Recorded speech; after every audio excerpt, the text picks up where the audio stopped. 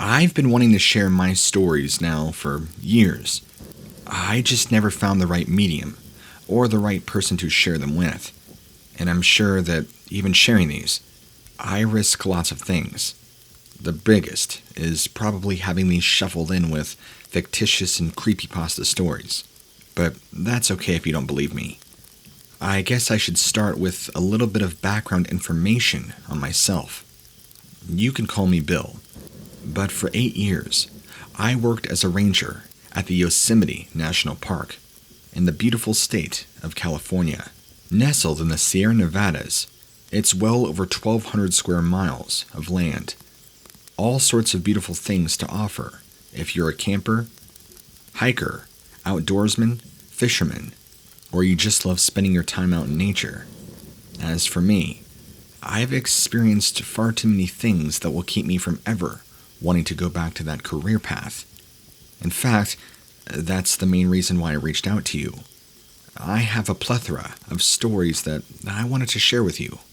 Things that I've personally experienced on the job that'll keep me from ever going back to not just Yosemite, but any national park for that matter, and far away from the park ranger service.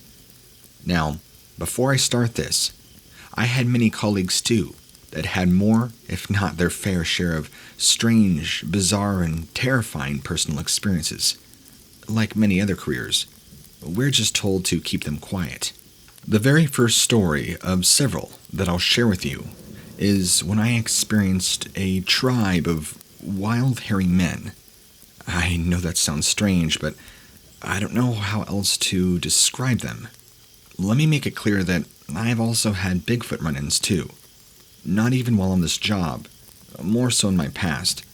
I never actually experienced any Bigfoot sightings or encounters during my tenure here, although many of my colleagues, even my supervisor, had.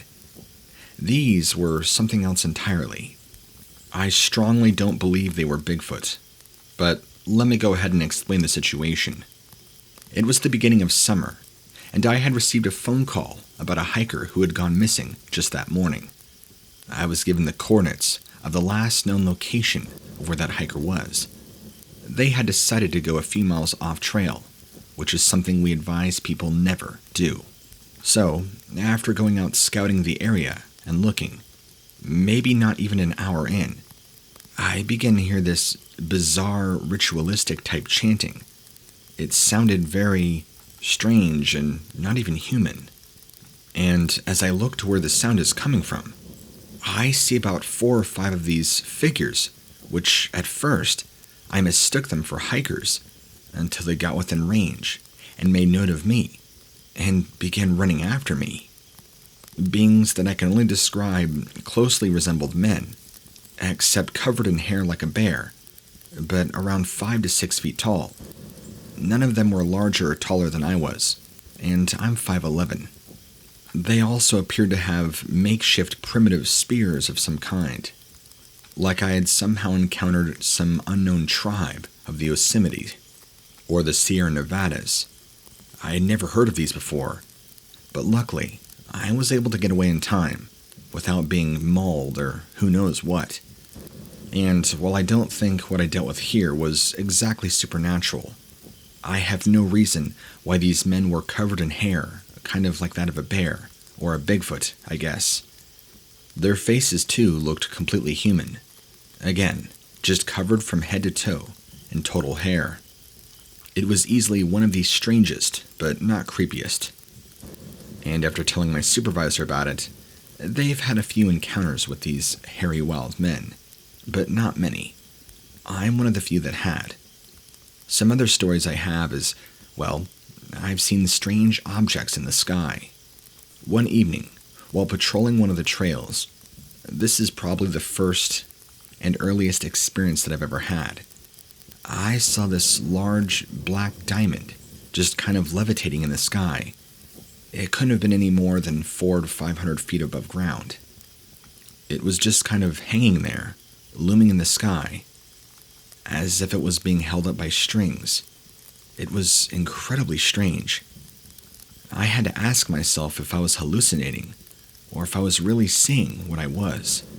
I mean, I know sleep deprivation can do a lot of things, but this was not anything like I'd ever experienced. And after staring at it for maybe no more than 10 seconds, it kind of just evaporated into the air, like vapor does. Not instantaneously disappearing, but kind of like dissipating over the course of half a second.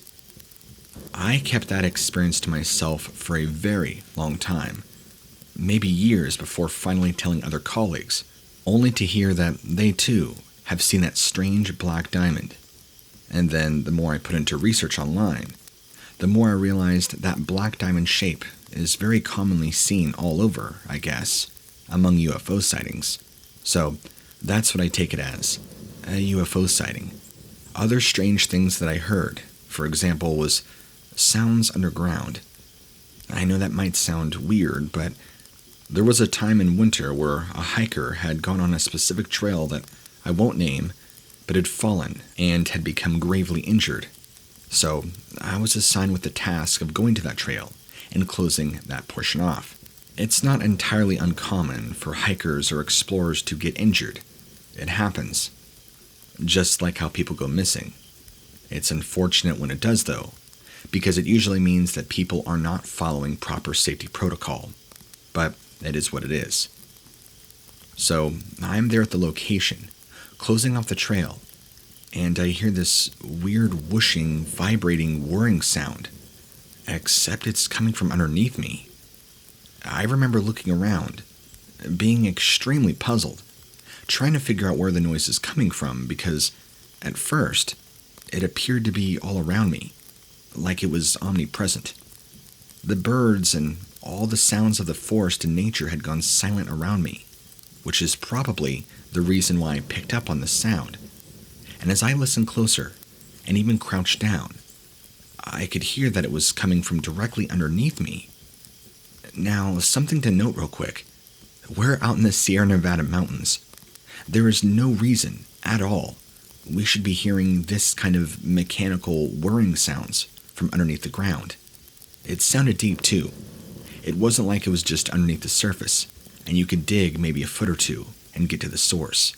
Whatever was making it was so large and heavy and deep, it was causing the ground underneath me to vibrate even, along with the noises. I'll try my best to describe the sound that I heard. Imagine like maybe a large air conditioner, or maybe a large generator. That kind of low, deep, bassy hum. Now, have you ever heard a back massager? How it kind of goes in and out in pitch and frequency as the beads on the back massager move up and down. It's kind of like starting off low, then going up high, then back and forth. I'm terrible at explaining these things, but if you've ever had an electric back massager, you'll probably know the sounds I'm talking about. Now pair that sound with a very low, deep, mechanical sound, and that's kind of what it sounded like. But due to the sounds, it was sounding like it was humongous, like there was a construction site going on underneath us, and that's all I could feel and hear. After about maybe 30 seconds of this, I didn't feel safe. I got this feeling that came over me like I shouldn't be here, and I needed to leave now. Luckily, the hiker who had become injured was already taken care of and off the trail, so I had just finished my job when this strange sound kind of came in. So after I left, I've never heard or experienced that sound before. One other colleague of mine, I wish I could name him, but he does want to be anonymous, told me that on one end of the park, he had heard, or at least what he thought he had heard, strange explosion-like noises deep below the ground that were causing rumblings, like there were men below the ground making caverns or something. I don't know. The whole thing's very strange to me. Along with the hairy wild men, it was easily one of the more bizarre experiences that I had, with little to no explanation for the source. And don't worry, I still have a couple of more experiences to share with you before I go. Another strange thing, and many other rangers have experienced the same thing, what I'm about to tell you. I think the majority of us who work in the ranger field have seen ghastly apparitions, At least once, if anything. I know I've seen several. The first being a woman who appeared in all white, kind of just like a blurry, translucent figure, walking through a trail, and then just disappearing. I knew it wasn't a person at first because, well, it looked just like a translucent person, or an apparition. And as a matter of fact, that very first sighting of her, or whoever it was, is pretty much the poster child to what all apparitions basically look like. Or, I should say, what you'd expect them to look like. That first sighting, though, was clearly the most defined and, well, you could tell it was a person, at least. The other ones were just figures, silhouettes of a human being, that were either translucent or just black. Kind of like a shadow. And I've easily seen probably about 4, if not 5 of these, with the most terrifying sighting being seeing this shadow human, at least that's what I've called them, and my colleagues and I, was kind of sitting crouched high up in a tree, watching me as I went by. When I got out of my vehicle to inspect, because I thought it was a person who maybe needed help, maybe stuck in a tree, they were gone. But when I drove by, I clearly saw the shape of somebody crouched up in the tree, watching me. I felt the feeling like I was being watched, like when someone's staring daggers into you, and you just have this really uneasy feeling. So I thought about it, stopped, pulled around, saw that they were gone. Even spent time looking around, but there was nobody. And where I was at this time was miles and miles off trail, where nobody should really ever be. Again, this kind of stuff happened all the time. Maybe not daily, but often enough where I have so many stories I don't have enough fingers to recount them. Alright, well, I don't want this email to turn into a mini novel, so I'll share with you one more experience that I had, of the many. This one is kind of like the tribe of hairy wild men, only something me and about 2 other people that I'm aware of have ever seen. And I'm kind of hesitant to even talk about it because I want to make sure I'm believable. But I'm confident that what I saw is what I saw. And after clearing it up with other people, they too have seen the same thing. Alright, so what I witnessed was 2 insectoid-like beings, if that makes any sense at all, which I'm sure it sounds bizarre. It was like a humanoid mantis or mantid-like creature, and there were 2 of them. They were no more than 4 or 5 feet in height, but from the distance that I saw them, which was maybe 50 to 70 yards, it's clear exactly what they were. And no, it was nobody in a costume. I had been watching these strange creatures for maybe about 10-20 seconds, when they kind of just turned and crouched and disappeared. When I had seen them, they were almost what appeared to be communicating with each other, using their appendages. I say that because they didn't appear to have hands or arms like you and I do. It was very strange. I know this is all kind of in the realm of X-Files, but sometimes the truth is really stranger than fiction. But they definitely appeared to be communicating. That's the gist I got out of it. And this happened actually right around Mammoth Lakes. They were kind of nestled off in the trees, so if you weren't looking, you couldn't have seen them. They just happened to catch my eye because I saw movement and saw them. I'm just fortunate they didn't turn and see me.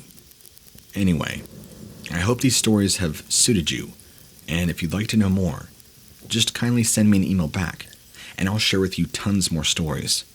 I mean, I could honestly write a book, but I'm just very apprehensive about sharing any credentials of my past. It's just, when you're sharing information like this, things can kind of get dangerous.